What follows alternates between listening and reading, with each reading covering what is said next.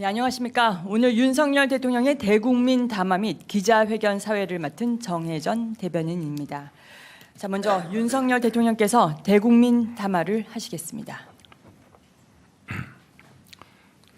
물을 좀 마시고 해야지. 존경하는 국민 여러분, 얼마 전까지 더위가 계속되더니 이제 아침 저녁으로 꽤 쌀쌀해졌습니다. 겨울 채비에 국민 여러분들 어려움이 없으신지 걱정입니다. 대통령이라는 자리는 늘 걱정이 많은 자리입니다. 더울 때는 더워서 걱정이고 추우면은 또 추위가 걱정입니다. 경기가 나쁘면은 장사하시는 분들 또 장사가 안 될까 걱정이고, 또 경기가 조금 나아진다 싶으면은 이 물가가 또 올라서 많은 분들 지갑이 상대적으로 더 가벼워질까, 그게 또 걱정입니다. 365일 24시간 노심초사하시면서 참 국민들도 열심히 일하고 힘드시지만 저 역시도 365일 24시간 정말 국민의 그 삶을 챙기는 것이 대통령의 어깨에 놓인 그런 책무라는 생각이 듭니다. 그렇지만 몸이 부서져라 일을 해도 어쨌든 국가와 국민의 민생을 위해서 일을 한다는 그 보람에 힘든지 모르고 늘 행복한 마음으로 지금까지 임기 반환점까지 이렇게 왔습니다. 돌이켜보면은 지난 2년 반 동안 국민에게 맡기신 일을 어떻게든 좀 잘해내기 위해서 쉬지 않고 달려왔습니다. 국민들 보시기에는 부족함이 많았을 것입니다. 그렇지만 제 진심은 늘 국민 옆에 있었습니다. 또 저의 노력과는 별개로 국민들께 걱정을 끼쳐드린 일도 많았다고 생각합니다. 민생을 위해, 대한민국의 미래를 위해 시작한 일들이 국민 여러분께 불편을 드리기도 했고, 또 제 주변의 일로 국민들께 걱정과 염려를 드리기도 했습니다. 대통령이라는 것은 변명하는 자리가 아닙니다. 모든 것이 제 불찰이고 제 부덕의 소치입니다. 국민 여러분께 먼저 죄송하다는 말씀, 진심 어린 사과의 말씀부터 드리고, 그리고 이 국정브리핑을 진행하겠습니다.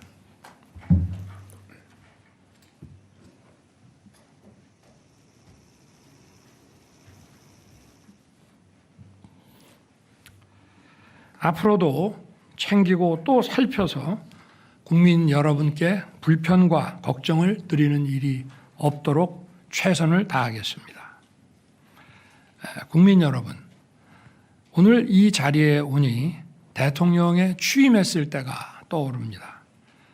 나라 상황이 매우 힘든 것은 알고 있었습니다만은 막상 취임하고 보니 모든 여건이 생각했던 것보다 훨씬 더 어려웠습니다. 팬데믹의 여파는 아직 끝나지 않고 지속되고 있었고, 이러한 가운데 러시아가 우크라이나를 침공했습니다. 글로벌 공급망 교란으로 원유, 식량, 원자재 가격들이 치솟았고 고금리, 고물가, 고환율이 지속됐습니다. 당시의 거시지표를 보면 2008년 글로벌 금융위기보다 더 혹독한 글로벌 복합위기 상황이었습니다. 다른 거시지표도 훨씬 어려웠지만 그래도 2008년에는 중국의 경제 성장률이 9.7%, 10% 가까이 됐기 때문에 대중 수출이라든가 이런 측면에서는 어려움이 없었습니다. 그러나 저희가 정부를 인수했을 때는 중국의 경제 성장률도 많이 하락해서 바로 이러한 데도 문제가 있었기 때문에 2008년보다 상황이 훨씬 심각했었습니다. 국민들의 어려운 삶을 보면서 정말 마음이 아프고 이걸 어떻게든지 빨리 타개하려고 최선을 정부 관계자들과 함께 정말 최선을 다했습니다. 이런 분들도 있었습니다. 우리 국무위원 중에는 경제에 정통하신 분인데 이거 자칫하다가 이거 나라 망한다. 정말 정신 똑바로 차려야 된다. 그런 얘기들을 국무회의에서도 많이 했습니다. 과연 정부가 이 총체적 난국을 헤쳐나갈 수 있을지 절박한 심정이었고 밤잠을 설친 날이 많았습니다. 이런 하나하나 잘못된 점을 바로잡으면서 위기 극복에 온 힘을 쏟았습니다. 우리 경제를 다시 일으켜서 국민 여러분의 삶을 조금이라도 나아지게 만들겠다는 단 하나의 생각뿐이었습니다. 이제 경제가 기지개를 켜고 있습니다. 올해 수출이 사상 최고치를 경신하고 경상수지 흑자도 700억 달러를 넘어설 것으로 전망됩니다. 올해 경제 성장률도 잠재 성장률 2%를 상회할 전망입니다. 내년 3월 24조 원 규모의 체코 원전 건설 사업 계약이 마무리되면 원전 산업을 비롯한 우리 산업 전반에도 더 큰 활력이 불어넣어질 것입니다. 하여튼 이 어려운 가운데에서도 지난 2년 반 동안 아무쪼록 열심히 뛰어주신 국민 여러분께 정말 깊이 감사드립니다.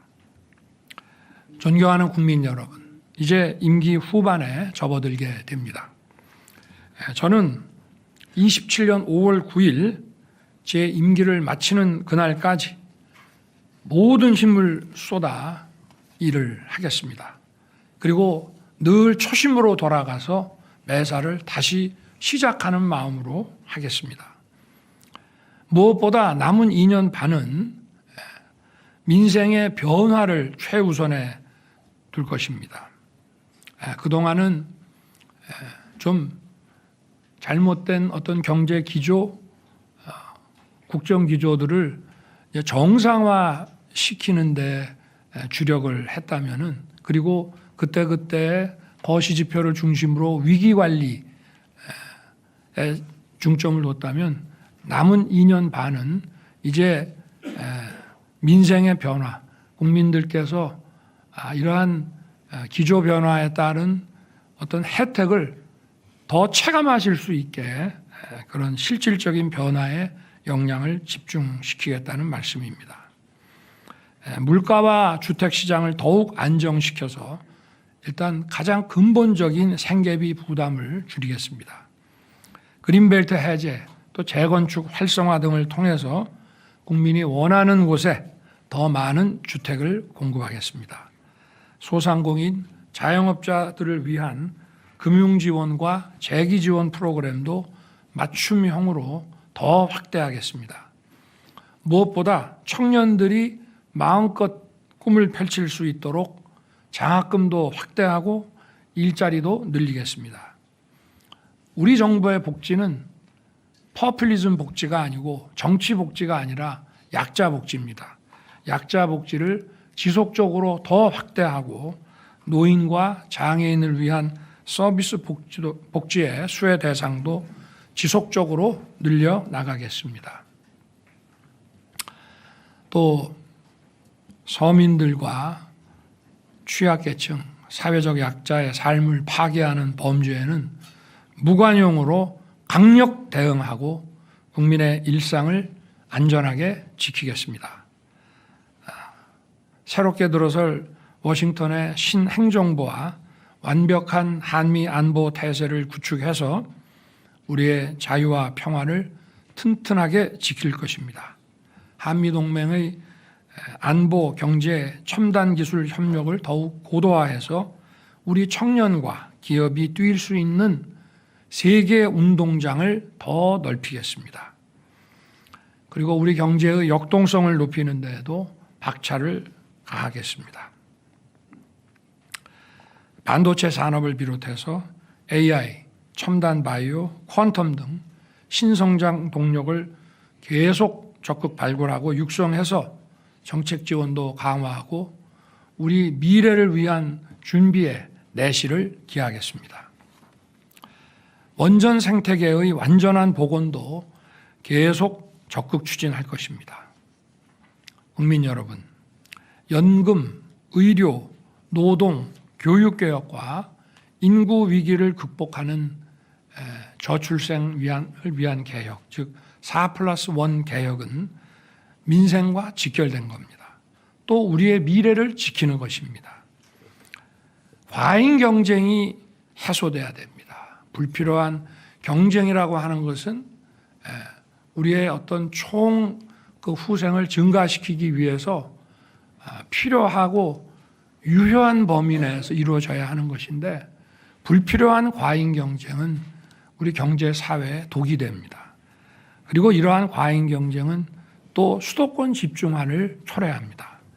과잉 경쟁을 해소하고 살기 좋은 지방 시대를 열어서 인구 위기의 근본적인 해결책을 찾아 나가겠습니다. 의료 개혁은 국민들께서 걱정하지 않으시도록 차분하고 꼼꼼하게 추진해 나가겠습니다. 연금 개혁은 단일 개혁안을 정말 오랜만에 우리 정부 들어서 국회에 제출을 했습니다.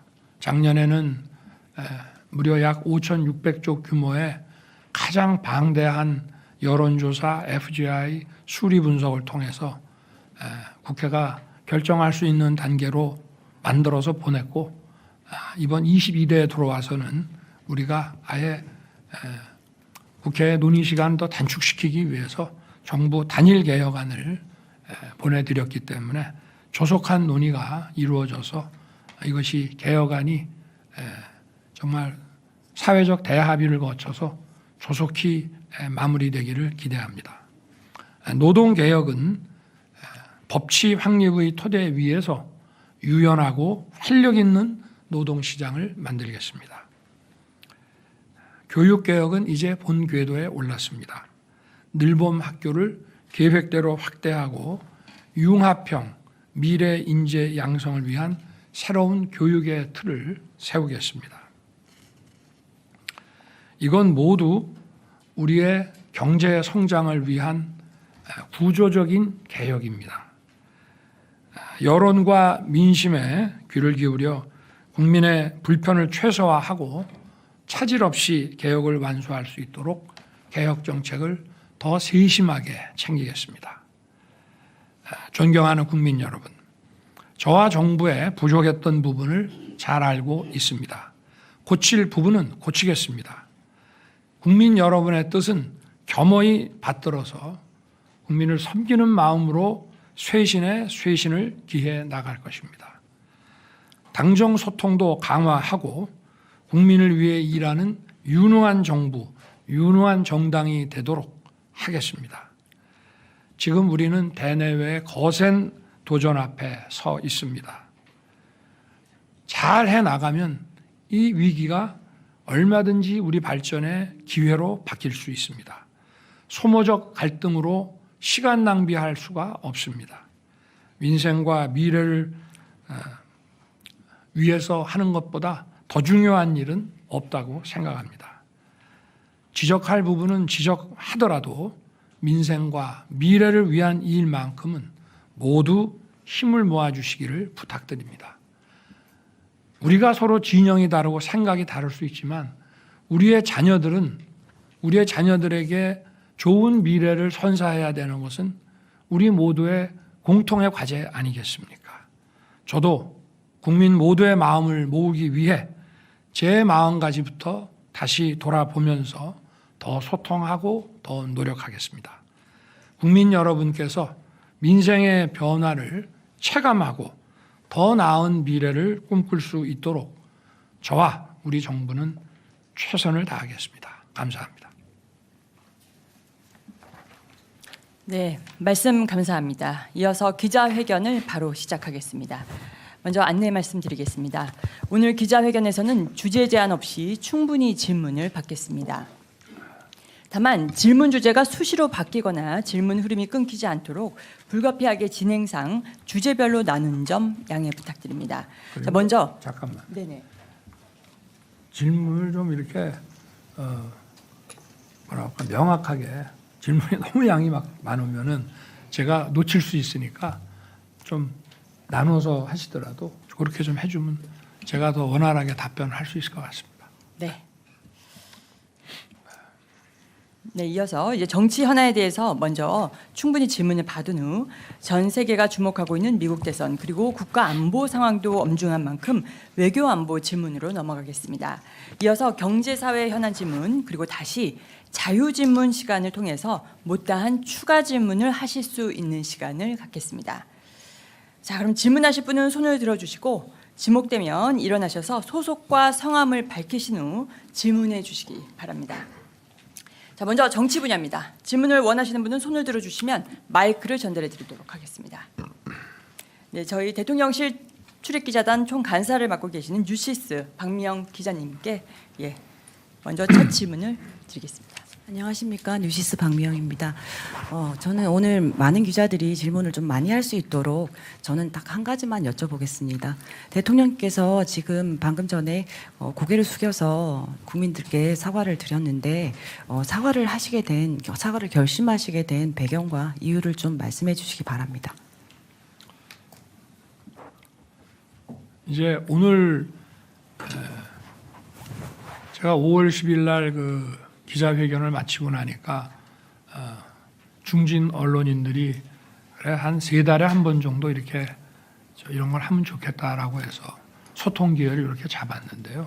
마침 오늘이 또 임기 반환점인 이제 10일이지만 그래서 제가 임기 지난 2년 반을 돌아보고 앞으로 이제 시작을 하는 가운데 국민들께 감사 말씀과 또 사과 말씀을 드려야 되겠다라고 생각을 했고 이 국정의 그 최고 책임자가 국민들께 사과드리는 것은 부끄러운 일이 아니라 국민들을 존중하고 존경하는 것입니다. 그래서 임기 반환점의 브리핑에 앞서서 국민들께 감사와 또 존경에 먼저 입장을 보이는 것이 맞다라고 생각을 했습니다. 네, 다음 질문 받겠습니다. 네, 저 연합의 김승욱 기자님. 예, 대통령님 안녕하십니까? 연합뉴스의 김승욱 기자입니다. 저는 국정 쇄신 방향에 대해서 질문을 드리려고 합니다. 내각 개편과 대통령실 인적 개편을 비롯해서 국정 쇄신과 국정 기조 방향 전환에 대한 요구가 야당은 물론 여권 일각에서도 제기가 되고 있습니다. 이 같은 요구에 대해서 어떻게 대응하실지 가능한 구체적으로 답변 부탁드리겠습니다. 좋은 질문이신데 구체적이고 상세하게 답변드리기는 또 어려운 질문입니다. 저는 모든 것이 늘 우리가 어떤 기조를 가지고 일관되게 가야 되는 부분도 있지만 또 일하는 방식이라든가 또 국민과의 소통 이런 데에 있어서는 또 늘 좀 바뀌어야 된다고 일신 우일신 해야 된다고 생각을 하고 하여튼 적재적소의 그 적임자들을 찾아서 그 어떤 일을 맡기는 문제는 늘 고민하고 있습니다. 근데 이게 이제 우리의 생각은 또 과거에 가 있고 현실은 그렇지 못한 부분이 사실 옛날 같으면은 국정 쇄신이나 어떤 그 국면 전환 같은 게 필요하다 그러면 아침에 자고 일어나면은 신문 일면에 장차관 인사가 쫙 떴지 않습니까? 근데 지금은 이게 그 인재를 발굴 물색하고 검증을 하고 또 검증 과정에 별 문제 없어도 이런 인사를 안을 내놨을 때 국민들이 어떻게 받아들일지 고민도 해야 하고 하다 보니까 사실은 어떤 상황이 발생해서 인사를 해야 된다고 할 때 이거를 빠른 시일 내에 하기가 근본적으로 좀 어려운 면은 있습니다. 그래서 그러나 임기 반환점을 맞는 시점에서 제가 적절한 시기에 인사를 통한 쇄신의 면모를 보여드리기 위해서 벌써부터 어떤 인재 풀에 대한 물색과 또 검증과 이런 것에 들어가 있다는 말씀은 드리겠습니다. 다만 이제 내년도에 이제 국회 예산이 이제 마무리되고 나면 내년도에 신속하게 이 예산 집행을 해줘야 또 국민들의 민생이 원활히 돌아갈 수 있기 때문에 그런 점, 또 지금 미국 대선 때문에 이제 이게 아마 1월 중에 이제 정부가 출범을 하겠지만 사실 모든 틀은 이게 이제 지금 한두 달 사이에 전부 짜지기 때문에 여기에 대한 또 대응이라든가 이런 것들이 있어서 하여튼 그런 것까지 감안해서 그 시기는 저희가 조금 유연하게 생각하고 있다는 점을 말씀드리겠습니다. 네, 다음 질문 받겠습니다. 네, 저기 KBS 장덕수 기자님. 네.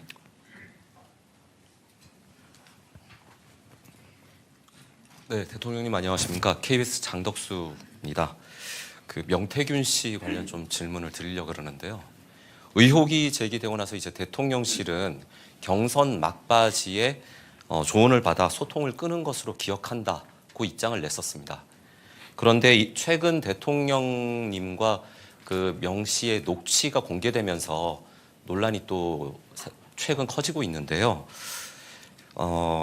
대선 이후 명 씨와 정말로 소통을 끊으신 건지 연락한 적이 없으신지 궁금하고요.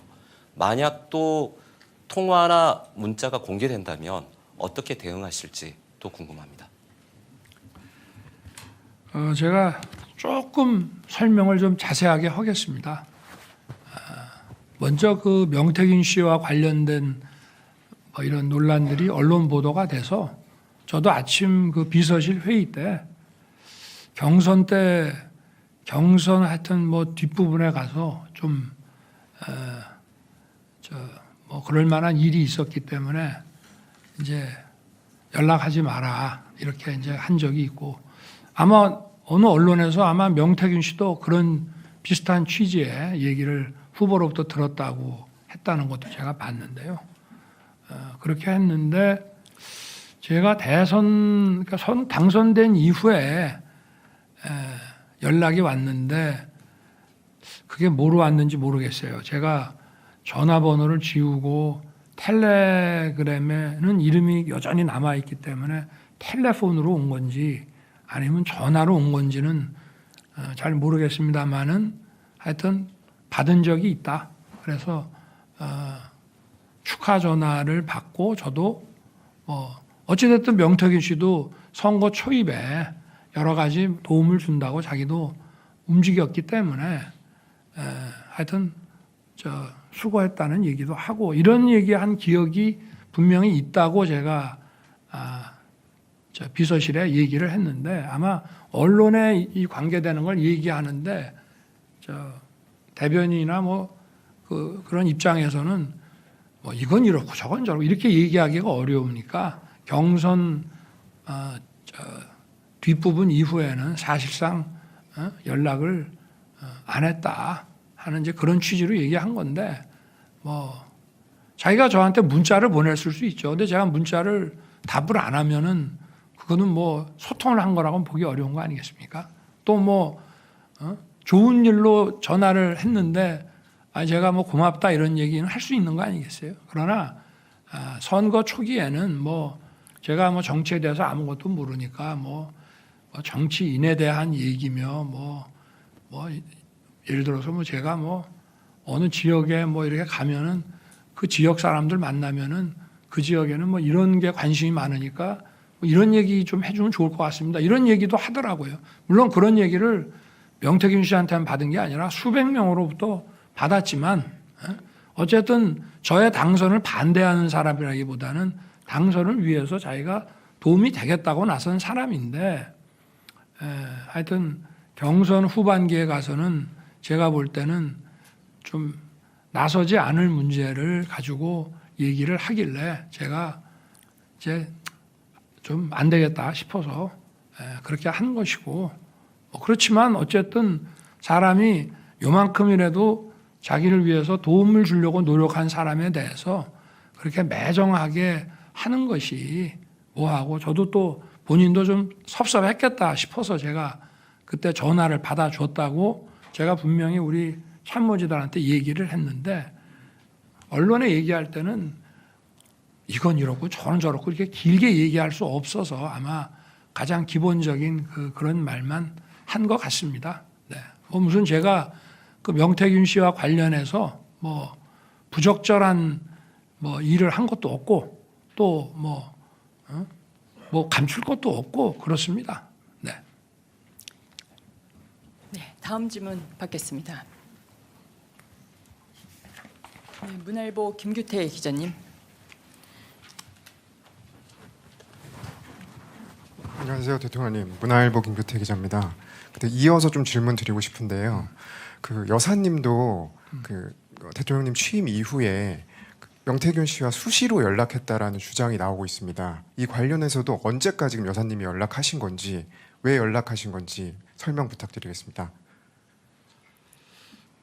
제가 제 아내 휴대폰을 좀 보자고 이렇게 할 수는 없는 거라 제가 그냥 물어봤습니다.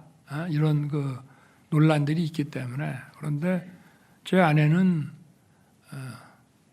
어쨌든 제가 일단 대통령에 당선이 되고 또 취임하고 하면은 하여튼 좀 그 전하고는 이 소통 방식이나 이런 게 좀 달라야 된다고 얘기를 하니까 본인도 많이 줄인 것 같고 한 몇 차례 정도 문자나 이런 걸 했다고는 얘기를 합니다. 그런데 제가 이 자리에서 그걸 공개하기는 좀 그런데 좀 일상적인 것들이 많았고요.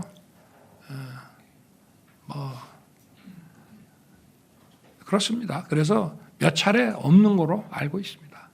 네. 네, 다음 질문 받겠습니다. 네, 국민일보 이경원 기자님.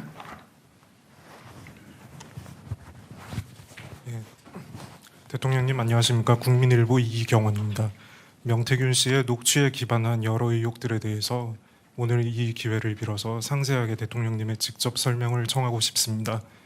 중요한 키워드들로 간추려보자면 한 세 가지쯤이 될 것 같습니다. 우선 여론 조작, 다음은 공천 개입, 끝으로는 창원 산단입니다. 이 의혹들에 대해서 제가 되풀이해서 설명을 하는 것은 오늘 시간상 옳지 않을 것 같고, 여러 대목에 대해서는 검찰의 수사도 예정이 되어 있겠습니다만 이 기자회견 자리를 통해서 많은 국민들이 납득할 만한 설명을 들을 수 있도록 책임 있게 말씀을 부탁드리고자 합니다. 그러니까 여론 조작 또 공천 개입. 공천 창원. 저는 명태균 씨한테 무슨 여론조사를 해달라는 얘기를 한 적은 없습니다.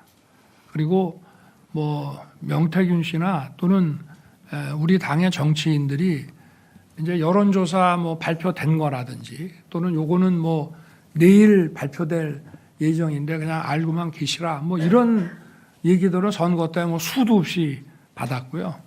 그리고 제가 여론조사를 조작할 이유도 없고 여론조사가 잘 나왔기 때문에 늘 그거를 조작할 이유도 없고, 그리고 또 잘 안 나오더라도 그거를 조작한다는 거는 그거는 전 인생을 살면서 그런 짓은 해본 적이 없습니다.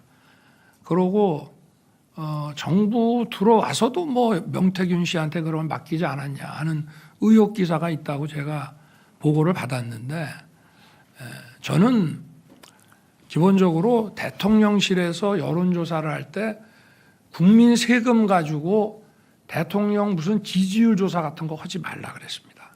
처음에는 정무수석들이 첫 번째 수석이나 두 번째 수석이나 이렇게 정무수석이 이렇게 가끔 그래도 하더라고요. 그래서 제가 이런 거 하지 마라. 정책을 여론조사를 해라. 그래서 저게 아마 1년에 예산이 이렇게 많지는 않은 것 같은데 저희 정부는 정책을 중심으로 해서 이 정책에 대한 국민들의 반응이 어떤지 그걸 주로 하지 대통령 지지율 조사는 정말 지금까지 5손가락 안에 했던 것 같고 그리고 그거 들고 와서 제가 다음부터는 이런 거 하지 말라고 그랬습니다. 네. 그러니까 여론조사는요. 그리고 처음부터 뭐 다 계약 가계약 단계부터 전부 그 절차를 밟아서 하는 거지 나랏돈 쓰는 것이 그렇게 간단한 건 아니라는 점을 말씀드리고요. 그리고 공천 문제는 공천 개입이라고 하는 것에 이제 정의도 따져봐야 됩니다. 예를 들어서 제가 당선인 시절에 지방선거와 동시에 시행하는 대선과 동시에 시행한 국회의원 재보궐선거가 몇 개 있었고요. 또 6월 1일 지방선거와 동시에 하는 또 국회의원 재보궐선거가 있는데 대개 그 재보궐에 나갈 사람들은 거의 정해져 있습니다. 그걸 뭐 새롭게 이렇게 대규모 총선을 할 때 같이 인재영입위원회 만들고 공천심사위원회 엄정하게 해서 채점하고 막 이렇게 하는 것이 아니라 어느 정도 비스슨하게 하지만 대개 그거는 정해져 가지고 당시에도 저는요 그 당선인 시절에 그 2달 동안 우리 경호원들이 저한테 그랬습니다. 당선인이 이렇게 늦게까지 일하는 거 처음 봤다고. 정말 안가에서 새벽 한 2시까지 그 장차관과 차관급에 대한 인사 또 필요하면 인터뷰도 직접 해야 되고 그런 시기이기 때문에 그런 당에서 진행하는 공천을 가지고 제가 왈가불가할 수도 없고 또 인수위에서 진행되는 걸 꾸준히 보고받아야 되고 저는 저 나름대로 그야말로 고3 입시생 이상으로 바빴던 사람입니다.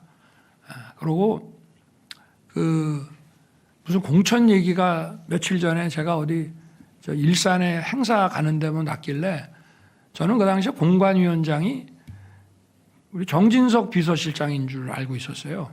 지방선거 공관위원장이 이거를 같이 하는 거라고 생각을 하고 그 당시 상황이 어땠는지 한번 물어보려고 그랬더니 재보궐 공관위원장은 별도로 윤상현 의원이 공관위원장을 했다 하더라고요. 그만큼 저는 당의 이런 공천에 관심을 가질 수 없었고 그리고 오히려 당에서 어떤 그 공천을 진행해 나가는데 그 당의 이제 중진 의원들 중에 저한테 전화해서 이런 점들은 좀 여론이 좀 좋지 않으니 좀 더 바람직하게 하게 해달라고 저한테 막 부탁하는 경우는 있지만 그런 경우에도 원리 원칙에 대한 얘기만 했지 누구를 공천을 주라 이런 얘기는 해본 적이 없습니다. 그러니까 그 전화 그 내용이라 그게 전화 내용인지 아니면은 텔레그램 통화를 녹음을 한 건지는 잘 모르겠습니다만은 하여튼 저는 오랜만에 한 몇 달 전에 저한테 좀 많이 소원했을 것 같아서 저도 받았고 하여튼 그래도 고생했다는 얘기 한마디 한 것 같고 그리고 무슨 공천에 관한 얘기한 기억은 없습니다만은 했다면은 당에 그냥 이미 정해진 얘기 아마 그 시기에는 거의 정해졌을 것이고 다른 선택의 대안도 없고 당에서도 아마 공관위와 최고위에서 딱딱 찍어서 전략공천으로 마무리를 다 지은 것 같은데요. 그래서 그렇다는 점을 말씀드리고 예를 들면 총선 때도 마찬가지입니다. 사람들이 이렇게 누구누구가 좋다 해가지고 저한테 알려주면 저는 그대로 인재영입위원회에다가 그냥 패스시켰습니다. 누구를 꼭 공천 줘라라고 그렇게 사실 얘기할 수도 있죠. 그게 무슨 외압이 아니라 의견을 얘기하는 거지만 그러나 과거에도 대통령 얘기한다고 되는 것도 아니고 그래서 근데 정말 그 인수위 시절에 당선인 시절에는 공천 문제 가지고 할 정도로 저도 정말 시간적 여유도 없었습니다. 더구나 그날이 취임 전날이라고 하는데 취임 전날 제 기억에는 그 취임식에 오는 외교 그 특사들을 응대하는 데만 하루 종일 제가 했던 것 같은데요. 하여튼 뭐 그렇습니다. 솔직하게 다 말씀드리는 겁니다. 그리고 또 뭐 산단, 창원 산단 네. 협정 문제. 창원 산단을 포함해서 한 10몇 개의 국가 산단은요. 제 대선 공약입니다.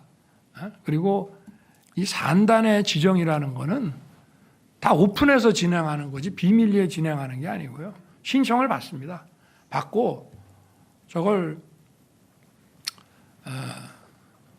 이제 산업 정책적인 면과 또 토지에 대한 이런 인허가 뭐 형질 변경 이런 게 들어가야 되기 때문에 국토부와 산자부가 이제 같이 진행을 해 나가는 건데 그 위원회를 만들어서 전부 진행을 하고 그걸 응하려고 하는 이제 각 지방자치단체에서 자기들이 뭐 적극적으로 자료도 내고 이렇게 해서 결론이 나는데 뭐 저도 위원회에서 이렇게 결정이 났다 그러면 결정이 났느냐고 보고받고 보고받으면 바로 대통령이 보고받는 즉시 바로 푸는 거거든요. 언론에 릴리스하는 겁니다. 뭐 저한테 해서 제가 보고 다시 조정을 해서 뭐 마지막 도장을 찍어줘야 되는 것이 아니고 이 절차 자체가 마치 재판하듯이 쭉 위원들이 이걸 받아서 결정을 하면은 아마 그래도 제가 언론에 난 거 보고 알아서는 안 되니까 대통령께 보고가 갔다 그러면 아마 즉시 언론에 릴리스 하는 거라 그리고 뭐 그거를 누구를 뭐 제가 전화해서 뭐 됐다 말았다 그런 거 자체를 할 수도 없고 그러니까 뭐 그런 식으로 생각하시면 될 것 같습니다. 네. 네. 또 다음 질문 궁금하신 거 있어요? 네, 받겠습니다. 네, 연합뉴스 TV 최지숙 기자님.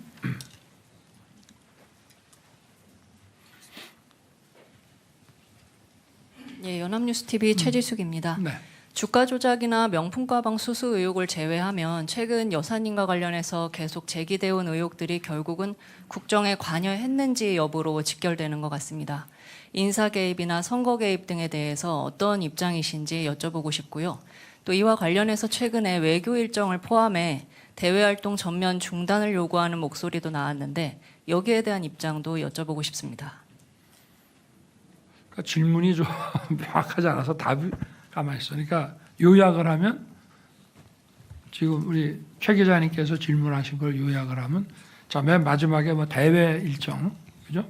대외 활동 문제, 그다음에 여사님의 이제 대외 활동 중단 요구에 대한 네. 입장이 어떻게 네. 되시는지 하고요. 네. 그 앞서 여쭤봤던 것은 이제 국정 관여에 대한 네. 국정 개입 의혹에 대한 어떤 입장이신지를 여쭤봤습니다. 네.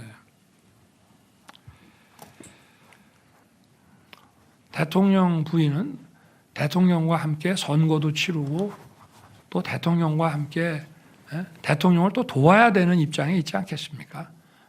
무슨 뭐 공직자는 물론 아닙니다만은 예를 들어서 뭐 대통령이 요새 뭐 회의 때 막 참모들한테 막 야단을 많이 친다는 말이 있는데 당신 좀 부드럽게 해. 그런 거를 뭐 국정 관여라고 할 수는 없지 않겠죠.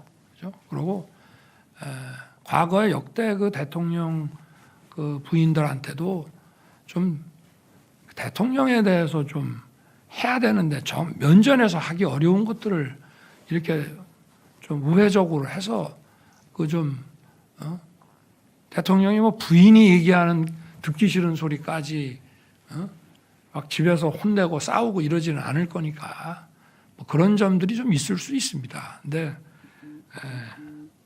무슨 대통령 부인이 대통령을 좀 도와서 어쨌든 선거도 좀 잘 치르고 국정도 남들한테 좀 욕 안 얻어먹고 좀 원만하게 잘 하기를 바라는 그런 일들을 국정농단이라고 그런다면은 그거는 국어사전을 좀 다시 좀 정리를 해야 될 것 같다는 생각은 좀 들고요. 다만 이제 어찌됐든 제가 뭐 검찰총장 할 때부터 일단 뭐 저를 타겟으로 하는 거지만 뭐 저희 집사람도 하여튼 침소봉대는 기본이고 뭐 없는 것까지 만들어서 그야말로 저를 타겟으로 해서 우리 제 처를 많이 좀 악마화시킨 거는 있습니다. 그러나 우리가 가릴 거는 명확하게 가려야 되고, 저도 뭐 제 아내가 잘했다는 것이 아니라 더 신중하게 매사에 처신을 해야 되는데, 이렇게 국민들한테 걱정 끼쳐드린 거는 그거는 무조건 잘못이라고 생각합니다. 그러니까 지금 이제 우리 기자님께서는 어떤 팩트에 대한 걸 물어보시기 때문에 그거는 뭐 잘했다는 것이 아니고 팩트 자체에 대해서 말씀을 드리는데, 저는 공직 생활을 오래 하면서 공사가 아주 분명한 것을 늘 신조로 삼아와서 일을 했습니다. 어느 누구라도 보고도 딱 계통을 밟아서 해야 되고, 이런 직보라고 하는 거 저는 물론 직보 라인도 좀 있긴 해야 됩니다. 기존 조직을 또 잘 돌아가는지를 봐야 되는 그런 면에서의 또 직보는 필요하지만, 계통을 밟지 않고 무슨 일을 하는 거에 대해서 저는 그거는 받아들인 적이 단 한 번도 없고요. 그리고 대외 활동에 대해서는 결국은 대외 활동은 이제 국민들이 다 보시는 거기 때문에 국민들이 좋아하시면 하고 국민들이 싫다 그러면은 안 해야 된다고 생각합니다.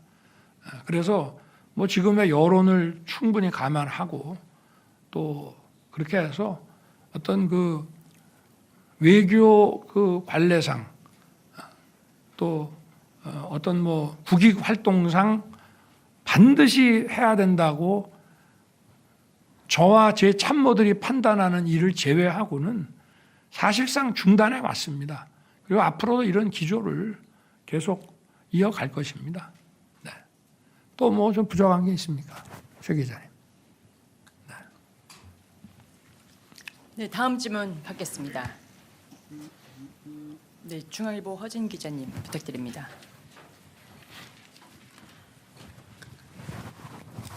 네, 안녕하십니까. 중앙일보 허진입니다. 네. 한동훈 국민의힘 대표와의 면담에서 소위 김건희 여사 라인이라고 그 한남동 7인회 또는 8인회라고 불리는 이들이 언급된 걸로 알고 있고, 한 대표는 이들에 대한 인사 조치까지 요구한 걸로 알고 있습니다. 대통령께서는 이들의 실체가 실제로 있다고 보시는지요? 그리고 만약에 그렇다면 이들에 대한 어떠한 조치를 검토하고 계신지요?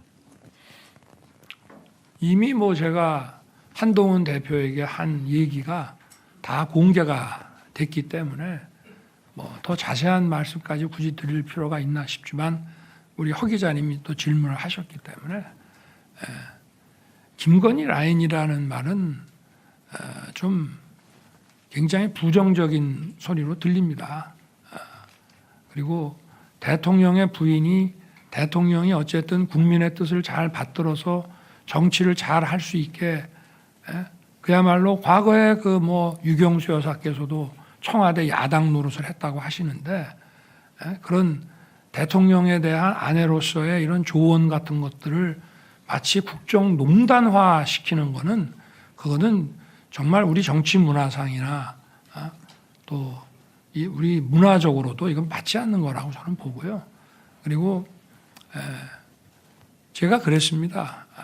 인적 쇄신해서 고위직에 대한 인적 쇄신은 당연히 그건 국정 쇄신으로 연결되는 문제이고, 실무자에 대한 것들은 자기가 자기 일 안 하고 엉뚱한 짓이나 하면서 저 말썽을 피우고 하면은 그거는 아예 딱 계통대로 조사하고 조치를 하겠다고 했고요.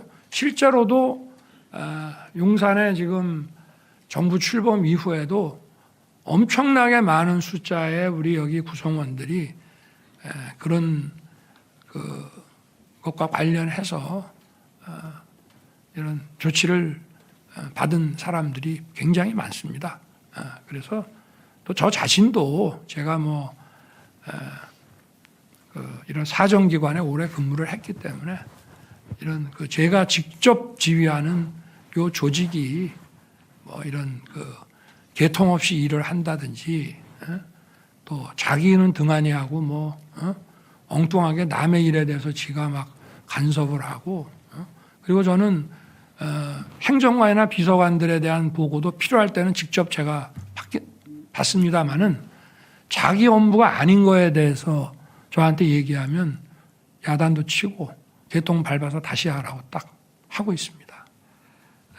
또 뭐 다른 질문이 아까 질문이 여러 가지 아니셨나? 만약에 그건 뭐 당연히 당연히 그거는 뭐 같이 일하기 어려운 것이죠. 네, 그렇습니다. 네, 다음 질문 받겠습니다. 저기 TV조선 김정우 기자 부탁드립니다. 기자님. 네, TV조선의 김정우입니다. 네. 그 여사님 관련해서 좀 한 가지 더 질문 드리고 싶습니다. 그 대외 활동을 이미 뭐 좀 자제 내지는 자제가 아니라 예. 아까 말씀드린 대로 대통령인 저나 제 핵심 참모들이 판단할 때 이거는 국익이라든지 이런 거와 관련해서 꼭 해야 된다 하는 거 아닌 것은 사실상 중단해 왔고 앞으로도 중단할 것이라는 것입니다. 예. 예. 감사합니다. 사실상 중단 같은 이제 그런 거는 저희가 보기에는 이미 그 대선 때 이미 좀 내주에 충실하겠다는 그런 약속을 하신 바도 있고 네. 그런 연장선상에서도 지금 볼 수 있을 것 같은데 저희가 좀 돌이켜 보면 대선 때 그 이른바 그 한 유튜버와의 7시간 통화라든지 그리고 그 이후에 좀 성향에 좀 약간 좀 의심스러운 그 종교인과의 대화 그리고 지금 이른바 이제 명태균 씨 사건까지 쭉 이어져는 것들이 대부분 대외 활동에서 나온 거라기보다는 오히려 좀 개인적인 사적인 그런 연락 차원에서 이제 많은 논란이 된 건데 그렇다면 이런 이제 비공식적인 그런 활동에 대해서 앞으로 좀 전에 좀 약간 부적절 내지는 뭐 아니 신중하지 못한 처신이라고 하셨는데 앞으로 신중한 처신을 위해서 어떤 조치를 취할 것인지 그걸 좀 부탁드리고요. 이게 제2부속실하고도 연결되는지 거기까지 좀 말씀 부탁드리겠습니다. 앞으로 부부싸움을 좀 많이 해야 될 것 같습니다. 네. 대외 활동이야 이제 제2부속실을 통해서 이렇게 하면 되고 어떤 면에서 보면은 좀 순진한 면도 있고 제가 이거 제 아내라고 이렇게 변명하는 것이 아니라 하여튼 전체적으로 좀 우리가 이걸 이해하는 바탕 위에서 또 잘잘못을 엄정하게 이제 가리자는 것인데요. 이런 거죠. 제가 이제 오늘 뭐 좀 시간 많이 들여서 하기로 했으니까 저도 이렇게 짧게만 안 하고 제가 좀 말씀드리고 싶은 얘기를 좀 하겠습니다. 제가 이제 2021년 7월 말에 그 정치 그 선언을 하고 한 달 만에 전격적으로 국민의힘에 입당을 하고 입당 그 신청서를 권영세 인재영입위원장한테 주는 그 신청서가 언론에 공개되다 보니까 제 휴대폰 번호가 공개가 됐습니다. 그날 하루만 문자가 한 3,000개가 들어오더라고요. 그리고 그 이후에도 뭐 카톡 뭐 텔레 같은 것도 막 들어온 것 같아요.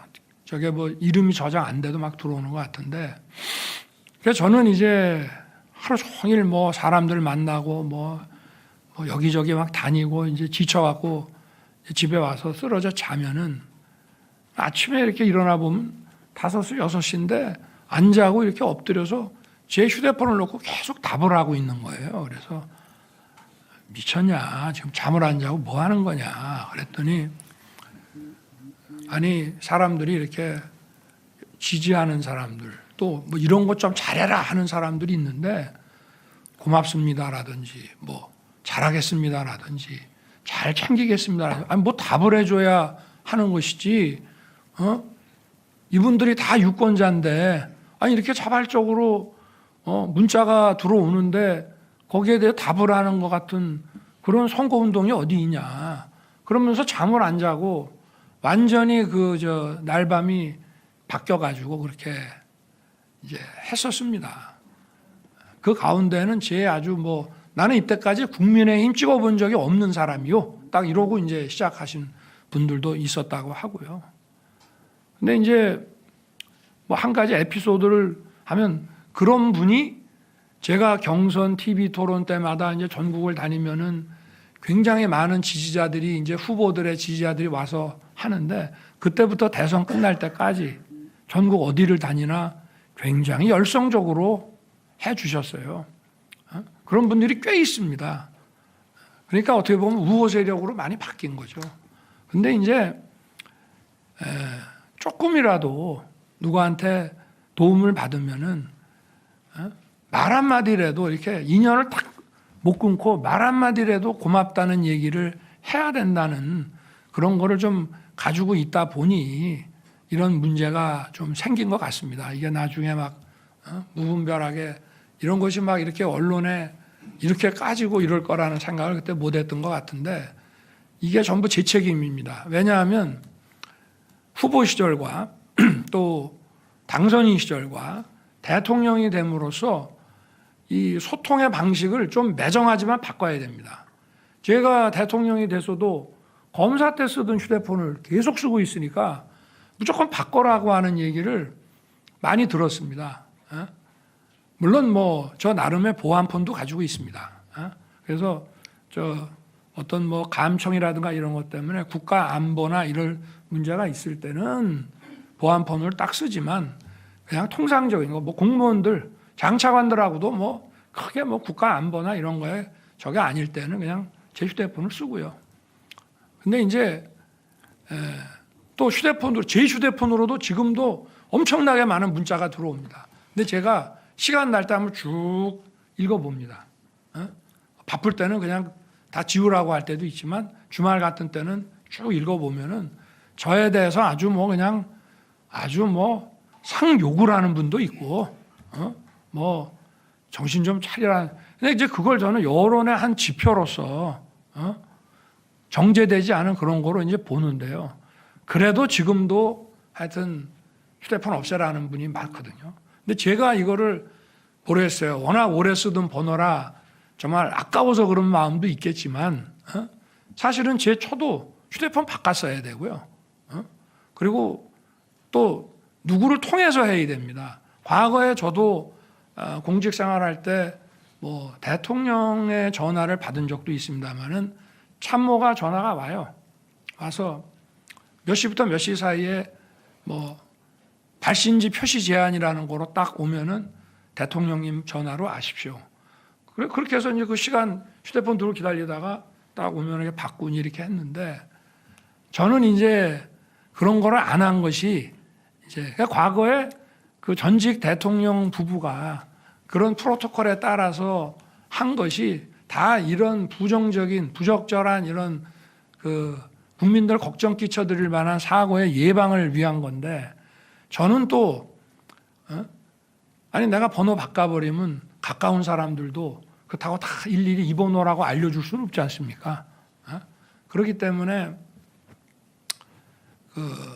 그런 거를 이제 그야말로 국민들이 또 제 주변에 있는 사람도 국민이니까 뭐 제 친구라고 저한테 좋은 말만 하는 것이 아니라 학교 동창이지만 잘 오랫동안 못 봤던 사람들도 뭐 좀 거침없는 얘기들을 막 보내주는데 그게 이제 여론을 듣는데 도움이 된다고 해서 그거를 저도 이제 안 하고 그러다 보니까 제 아내에 대해서도 좀 이런 것들을 미리미리 그 전직 대통령 때의 그 프로토콜대로 싹 바꿨으면 되는데 그건 뭐 제가 원래 그렇게 했어야 되는데 저 자신부터 못했기 때문에 이런 문제들의 발생 원인의 근본으로 들어가면 그거는 저한테 있고 또 비서실장이라든가 뭐 경호처장도 저한테 임기 초부터 얘기했습니다만 제가 그래도 이걸로 들어오는 다양한 얘기를 내가 주각주각 그래도 생생하게 봐야 된다는 생각이 너무 강했고요.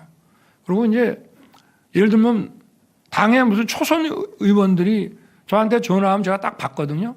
그래서 아니 무슨 일이에요? 딱 이러고 아니 뭐 좀 저희들도 시간 좀 내주십시오. 그러면 저도 뭐 저녁에 일정이 없으면 그럼 어디로 오세요? 이렇게 이제 하는데 의원들이 이런 대통령 처음 봤다는 겁니다.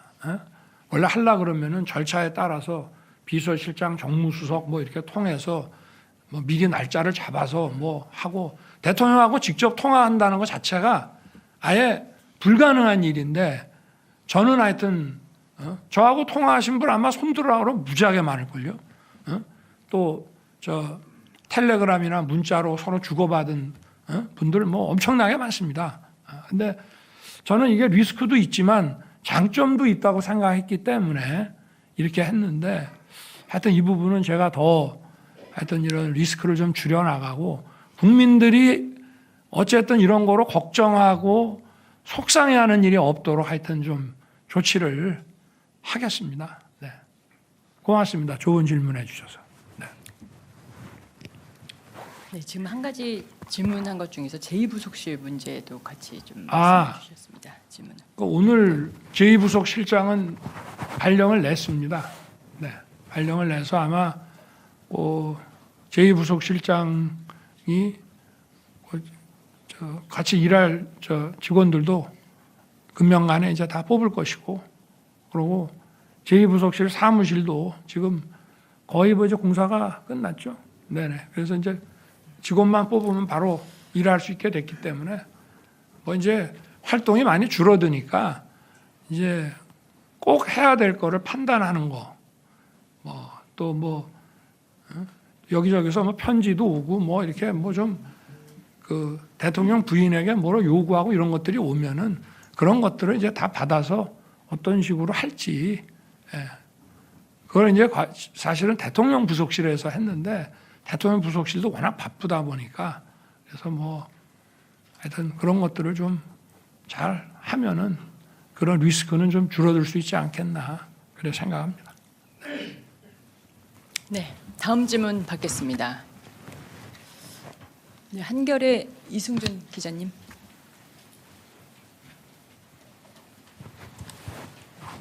네, 한겨레 신문 이승준 기자입니다. 이어서 질문드리겠습니다. 윤석열 정부가 내세운 공정과 상식이 무너졌다는 비판에는 여사님의 명품 가방 수수 사건 검찰의 불기소, 그다음에 도이치모터스 주가 조작 의혹에 관련된 여러 가지 비판들이 있습니다. 이 검찰 수사가 미진하거나 봐주기 수사라는 비판에 대해서 어떻게 생각하시는지, 그리고 김건희 여사 특검법 야당이 통과시키려는 김건희 여사 특검법에 대해서 또 제2요구권을 행사하실지 여쭙습니다. 네. 대통령이라는 자리에 있으면서 또 검찰총장으로 있을 때도 마찬가지인데요. 마음이 아무리 아프고 하더라도 자기 가족과 이런 것에 대해서, 자기 주변 일에 대해서 특혜를 준다는 것은 그거는 국법을 무너뜨리는 거기 때문에 그건 절대 안 된다고 생각합니다. 그걸 못할 거면 대통령을 그만둬야 된다. 검찰총장을 그만둬야 된다고 생각합니다. 그런데 이 특검 문제에 대해서는 제가 오늘 조금 약간 길게 얘기를 하겠습니다. 기본적으로 특검을 하니 마니를 국회가 결정해서 또 국회가 사실상의 특검을 임명하고 방대한 수사팀을 꾸리는 나라는 없습니다. 그거는 명백히 자유민주주의 국가들의 상권 분립 체계에 위반되기 때문입니다. 어떤 사건에 대해서 수사권을 발동할 것이며 어떤 사건에 대해서 어떤 검사에게 사건을 배당할 것이냐 하는 것은 그거는 법 아무리 나와도 이거는 헌법의 기본 상권 분립의 본질인 그건 행정권의 고유한 부분입니다. 그래서 미국에서는 대통령에 대한 것이 의혹이 아주 상당히 구체적으로 나와서 대통령이 이거를 국민들에게 이거는 수사를 통해서 해야 된다라고 판단이 될 때는 대통령이 하라 해가지고 법무부 장관이 특별검사를 지명합니다. 일반 연방검찰청에 주질 않고 별도의 특별검사를 임명합니다. 그리고 과거에 이제 이란 컨트라 케이스 같은 경우에 미국 국회에서 특별검사법이라고 하는 거를 사실은 공직자윤리법의 한 조항인데요. 그 경우는 이 국회가 이거는 특별검사로 좀 수사를 해야 되지 않느냐는 결의를 하게 되면 임명할지 말지 여부는 법무부 장관이 판단하게 돼 있어요. 네. 그리고 그런 케이스인 경우에는 법무부 장관이 판단하면 특별검사를 법무부 장관이 임명을 안 하고 워싱턴 연방고등법원에서 그 검사를 임명하게 돼 있습니다. 그런데 그 법도 계속 상권분리 위반 논란에 한 10년 이상 빠지다가 결국 그 법이 이제 소멸됐습니다. 그게 뭐냐면 왜 수사를 담당할 검사 임명을 판사가 하느냐. 이거 상권분립에 안 맞다. 기본적으로 이 특별검사에 대해서는 우리나라에서 이게 도입이 될 때에도 김대중 대통령 시절에 아마 올로비 파업유도 특검이 아마 최초였던 것 같은데요. 그때도 위헌 논란이 많았는데 대통령과 여당이 오케이 하면 이거는 뭐 과거에 법무부 장관이 받아들이는 것처럼 하면 되는 거 아니냐 해서 이루어진 것입니다. 그래서 대통령과 여당이 반대하는 그 특검을 임명한다는 자체가 저게 법률로는 뭐든지 된다는 것이기 때문에 이 자체가 이제 기본적으로 헌법에 반하는 발상이고요. 그리고 이제 두 번째로는 이미 2년 넘도록 수백 명의 수사 인력을 투입해서 그야말로 그 지난 정부 때는 자기네 사람들 수사할 때는 이거는 불법이다. 별건 수사는 불법이라고 했던 그 별건의 별건을 수도 없이 이어가면서 정말 어마무시하게 많은 사람들을 조사했습니다. 왜냐? 김건희가 나올 때까지, 김건희의 기소할 만한 혐의가 나올 때까지 수사를 했습니다. 그런데 기소를 못했지 않습니까? 그거를 다시 또 이런 방대한 규모의 수사팀을 만들어서 수사를 한다. 그게 문제가 있고요. 거기에다가 뭐 추가해서 또 뭘 한다는 거는 그냥 소문이고 자기들이 만들어낸 얘기지 객관적인 근거가 없습니다. 그런 식으로 해서는 특검이 된 전례도 없고, 그러면 기본적으로 검찰이 수사를 해서 어떤 의혹이 있다고 하면 그 의혹이 검찰 수사가 그 의혹을 제대로 규명을 못하고 수사에 문제가 있다라고 할 때는 딱 그 점에 대해서 특별검사를 한다 그러면은 또 모르겠습니다. 그러니까 이거 자체가 정말 특별검사의 업무도 사법 업무입니다. 근데 이거는 사법작용이 아니라 정치선동이다 이 말입니다. 그리고 또 과거에 이거 가지고 수백 명이 아마 밑도 끝도 없이 조사도 받고 그중에 일부는 기소도 되고 했는데, 그러면 다시 수사를 하면 제 아내만 조사하는 게 아니지 않습니까? 이 사람들을 재수사를 해야 되는데 아무리 이 일사부재리라는 거는 사법 기판력이 있는 거에만 미치지만 우리가 통상 수사나 이런 검찰 업무에 대해서도 이렇게 한번 털고 간 거에 대해서는 사실상의 일사부재리라는 거를 적용합니다. 그거를 반복하지 않습니다. 그러니까 이런 걸 가지고 특검을 한다는 자체가 이거는 다른 사람들에 대해서도 이건 인권 유린이 되고요. 이거는 헌법을 수호할 궁극적인 책임을 대통령에게 두고 있는 우리 이 헌법 제도 하에서, 물론 더 궁극적인 헌법 수호 세력은 국민의 저항권이라는 말이 있지만 일단 헌법 제도의 틀 안에서는 그거를 대통령이 그냥 받아들이게 되면은 이거는 앞으로 이런 일이 막 반복이 된다 그러면은 정말 정치적인 이런 사법이라는 이름을 쓰고 이런 꼭 필요할 때 써야 되는 칼을 정치에 가지고 와서 하게 되는 그런 거를 초래한다고 하는 말씀을 이미 여러 차례 제가 드린 건데 다시 한번 반복해서 드리는 것입니다. 저는 제 아내가 어떤 과오를 저지르고 불법을 저질렀다 그러면 아무리 사랑하는 아내지만 제 신분이 변호사면 제가 제 아내를 디펜드 해줘야죠. 그러나 제가 검찰총장이나 대통령으로 있다고 하면은 제가 그건 할 수 없습니다. 그러니까 이거는 아내에 대한 사랑과 변호 차원의 문제가 절대 아니라는 점을 다시 한번 말씀드립니다. 네, 다음 질문 받도록 하겠습니다. 네, 영남일보 정재훈 기자님. 네, 안녕하십니까. 영남일보 정재훈 기자입니다. 저는 지지율 관련해서 질문을 드리고 싶은데요. 최근 여론조사 결과에 따르면 취임 후 처음으로 20%대가 무너졌다는 결과가 계속해서 나오고 있고 지속해서 최저치를 갱신하고 있다는 결과가 잇따르고 있습니다. 그리고 저희 대구 경북을 포함해서도 전통적인 보수 지지층이 이탈을 하고 있다는 지적도 잇따르고 있는데요. 사실 대통령께서는 지지율에 일희일비하지 않는다거나 아니면 도를 맞고 가겠다거나 이렇게 표현하신 적이 있는데 사실 이제는 이에 대해서 어떻게 생각하고 계신지 그리고 지지율을 끌어올리기 위해서는 어떤 방안을 생각하고 계신지 궁금합니다. 글쎄 뭐 제가 축구 선수가 야구 선수가 전광판 보고 운동하면 되겠냐? 전광판 안 보고 공만 보고 뛰고 공만 보고 때려야 된다라고 하는 얘기를 뭐 선거 때부터 계속 했습니다. 그러한 그 제 마음에는 달라진 거는 없습니다. 그러나 이제 지지율이라는 거는 이제 우리 참모들을 통해서 제가 좀 바가지 긁기를 많이 당하고 있는데요.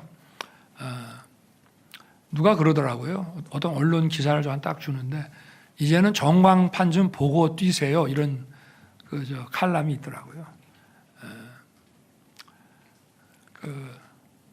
뭐 수치라는 게 다는 아닙니다만은 국민들께 좀 특히 이제 뭐 대구 경북 지역의 뭐 지지율 하락 뭐 이런 걸 보면은 제가 대통령 후보가 되고 대통령이 돼서 이 자리에 앉아 있게 되는데 사실은 대구 경북 지역의 절대적인 지지가 저를 이렇게 만든 것이 아닌가 하는 생각을 하고요. 늘 뭐 그런 생각을 가지고 있습니다. 그래서 얼마나 아꼈으면은 또 얼마나 실망이 크시겠나 그런 생각을 하고 있습니다. 어쨌든 뭐 지지율을 올리는 무슨 보관을 가지고 뭐 또 어떻게 뭐 무슨 여론으로 그런 꼼수 같은 거는 저는 쓸 줄도 모르고 제 뭐 체질에도 안 맞고 하여튼 또 아마 이런 게 아닌가 싶은데요. 좀 더 유연해지고 좀 뭔가 자꾸 이렇게 변화를 좀 주면서 일을 해야 되지 않느냐. 그리고 이런 것도 있겠죠. 야, 다른 사람들이 너 잘못한다고 막 자꾸 뭐라고 막 반대 세력이든 뭐든 막 너를 공격을 하면 좀 네가 그런 거를 좀 안 듣게 마치 이런 거죠. 자식이 밖에 나가서 혼인하고 오면은 그 혼난 게 뭐 맞다 틀리다를 떠나서 너는 임마 왜 이렇게 맨날 혼나고 다녀? 좀 앞으로 좀 잘해봐 하는 그런 것도 있다고 저는 또 생각하고요. 그래서 하여튼 이런 변화와 또 쇄신과 또 더 유능한 모습 이런 것들을 좀 국민들께 보여드리고 또 영남일보에서 말씀을 하시니 또 대구 경북 지역에 계신 분들은 하여튼 좀 전체적으로 국민들께서 속상해하지 않으시도록 하여튼 잘 좀 해야 되겠다는 생각이 들고요. 이런 게 좀 강한 것 같습니다. 저는 예를 들면 4대 개혁, 4+1 개혁 그러면은 개혁이라는 거는 반드시 그 개혁을 추진해 나갈 때 자기 이익에 배치되는 사람들이 있기 때문에 저항이 강합니다. 그러면 그걸 내가 강하게 밀어붙이겠다. 그야말로 그 무쇠와 같은 이런 좀 의지를 가지고 막 밀어붙이겠다라고 이제 하는 면이 좀 있는 반면에 또 이거는 내가 의료계인 경우에 이제 의료계와 환자 같으면 환자 입장에서는 좀 불편하다. 좀 어떻게 요령 좀 잘 써서 좀 해달라.